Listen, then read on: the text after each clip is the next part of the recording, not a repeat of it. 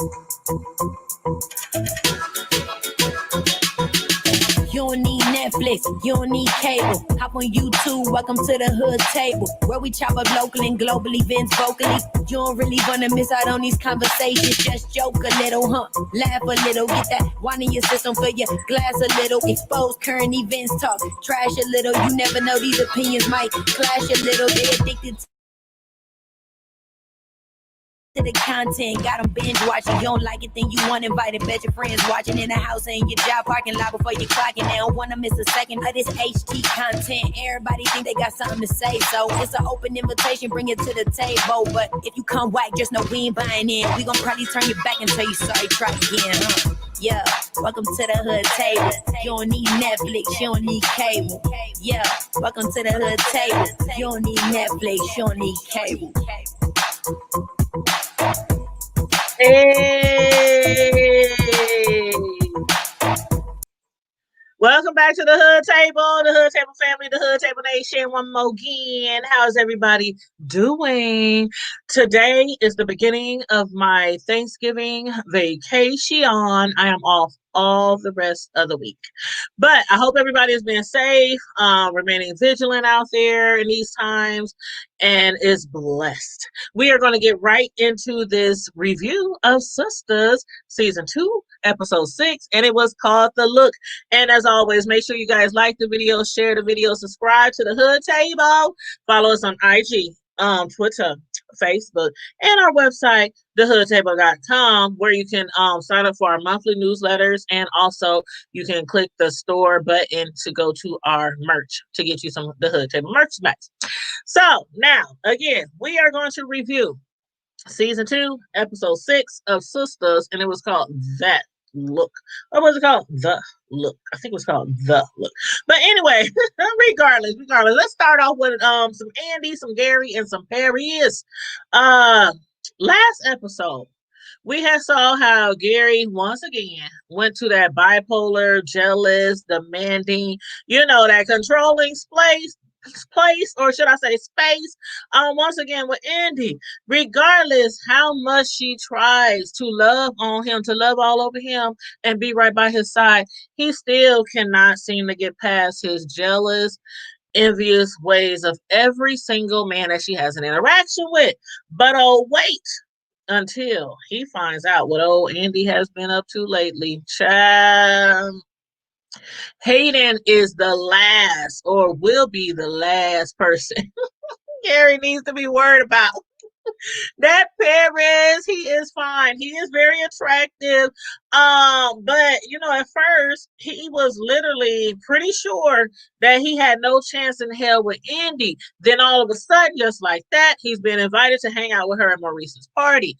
Now, as far as this party goes, everyone was having a great time. Everybody was getting lit, in honor of Maurice. But do pray tell, with 3 of Andy's good girlfriends kicking it with her all night, why was Aaron the most concerned? He was the one the most concerned with Andy's well-being, with her welfare. Now they all was kicking it, getting lit. Ain't no way in hell I would have let any of my homegirls leave the club drunk like that with a man that they hardly knew. Now, yeah, he represented his mother. He knows of her and everything, but if they didn't know each other really well prior to that, like really know each other, there's no way we would have all been getting into that car with Paris, or she'd be riding home with us. Somebody call her Uber. Not even an Uber, because you don't put nobody in the car drunk by themselves with an Uber. Nope, that's a no-go too. She would have been riding home with us. One way or the other, she wouldn't have been leaving by herself with him. No. But we shall see, how that all pan out on the next episode. Danny and Preston. As far as Danny and her cowboy, or should I say Mr. Rodeo, as I like to refer to him, he was still shading her, but giving her space, her time, as she oftentimes insists or keep insisting from him. One minute she wants to be all over him and all around him, 25-8. Then the next minute she wants her space and her time. So that's what he was doing for her. But before that, Everything was going oh so well up until the reversal of the handcuffs, child. Danny went from every civil rights leader, including Rosa Parks, Jesse Jackson, to MLK. I have a dream that we should all be equal on Preston's ass. And still, she's there being stubborn, like not reaching out to him, not trying to reach out, knowing she has got to know that he honestly meant no harm. He really didn't. He thought he was just, doing to her what she's done to him. But, eventually, I do believe that she will tell him one night to tie me up, cowboy, cuff me, daddy. And not only to the bed. Y'all know Danny wants to be cuffed up with that man, not just booed up. She wants to be cuffed up. She wants to be in a whole relationship. She love her some cowboy. She's just, again, being stubborn and is having a hard time bringing that wall down. But you know what? Regardless how much of a flirt she was being with that strong back bartender in that midriff bedazzled shirt. Did I say midriff bedazzled shirt? They said he wasn't gay. They said most of the bartenders at the bar or the club are not gay. But I don't know. Anyway, let's talk about Sabrina and Calvin. Okay. Y'all, please tell me why Sabrina is playing with that man. Like Calvin had told her on the last episode that he loves her. And although she hasn't admitted to being in love with him yet, she is. She most definitely is in love with Calvin. I mean, she done stayed with the man even though he prefers to wear lace underwear over boxers. He prefers to use her dildo on him versus on her. And she no longer judges him for any of that. So, Sabrina, just admit it, girl. You love that fancy lace drawers wearing man who loves when his woman pummels him from the back. Otherwise, there's no way she'd still be with him. I don't know. Y'all let me know how y'all feel about that one. Anyway, moving right along. Karen, Zach, and Aaron. Karen, where shall we start with Karen? Her girlfriends still don't quite see all that Karen sees in Aaron.